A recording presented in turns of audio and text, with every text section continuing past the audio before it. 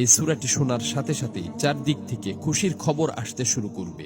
এই সূরাটি মূলত তারাই শুনবেন যারা খুবই অভাবে আছেন, কষ্টে আছেন, কোনোভাবেই যাদের মনের আশা পূরণ হচ্ছে না, যারা গরিবি দূর করতে চান, ঋণ পরিশোধ করতে চান, এবং যারা চাকরি হারিয়ে দিশেহারা হয়ে পড়েছেন, কোনোভাবেই কোনো মাধ্যম খুঁজে পাচ্ছেন না। আজকের এই গুরুত্বপূর্ণ সূরাটি শুধুমাত্র তাদের জন্যই। কষ্ট করে সূরাটি আপনারা মনোযোগ দিয়ে প্রথম থেকে শেষ পর্যন্ত শুনুন।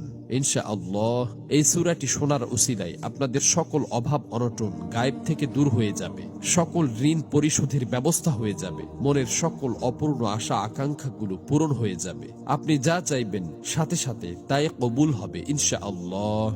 প্রিয় বন্ধুরা, আল্লাহ পাক চাইলে সবকিছুই সম্ভব। এজন্য আল্লাহ তাআলার কোরআন মাজিদের সর্বশ্রেষ্ঠ এই সূরাটি শুনতে শুনতে আপনার মনের সকল নিয়ত, মনোবাসনা ও জীবনের সকল চাওয়াগুলো আল্লাহ তাআলার কাছে মনে মনে দোয়ার মাধ্যমে তুলে ধরবেন। আল্লাহ চান তো মুহূর্তেই আপনার জীবনটা পরিবর্তন হয়ে যাবে। প্রিয় বন্ধুরা, জীবনে তো অনেক প্রচেষ্টাই করেছেন, একবার না হয় কোরআন মাজিদের এই সূরাটির উপর বিশ্বাস রেখে প্রথম থেকে শেষ পর্যন্ত শুনলেন।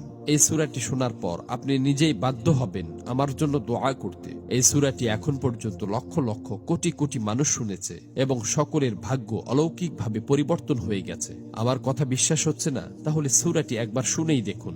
এই সূরাটি মূলত কোরআন মাজিদের অন্যতম গুরুত্বপূর্ণ ও পাওয়ারফুল একটি সূরা। সূরাটি এ পর্যন্ত যতজন শুনেছে ততজনের সকল নিয়ত আল্লাহ তাআলা পূরণ করে দিয়েছেন। মনের ইচ্ছা পূরণের জন্য এই সূরাটি সর্বশ্রেষ্ঠ সূরা।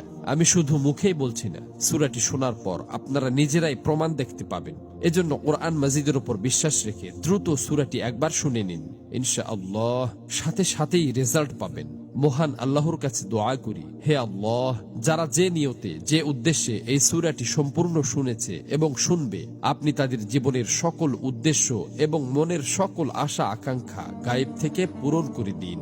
আমিন।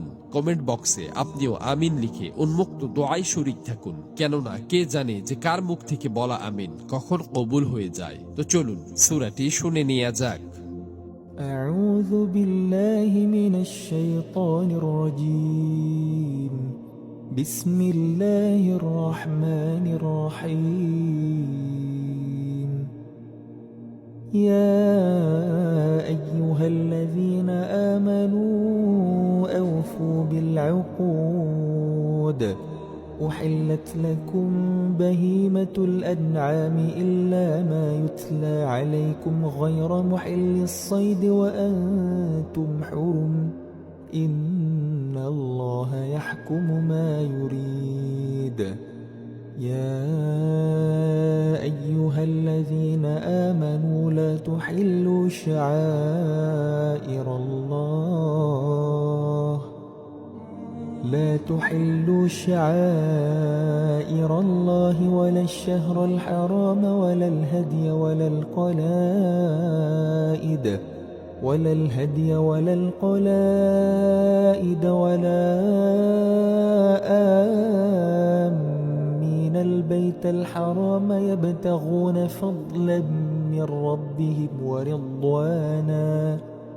وإذا حللتم فاصطادوا ولا يجرمنكم شنآن قوم أن صدوكم عن المسجد الحرام أن تعتدوا.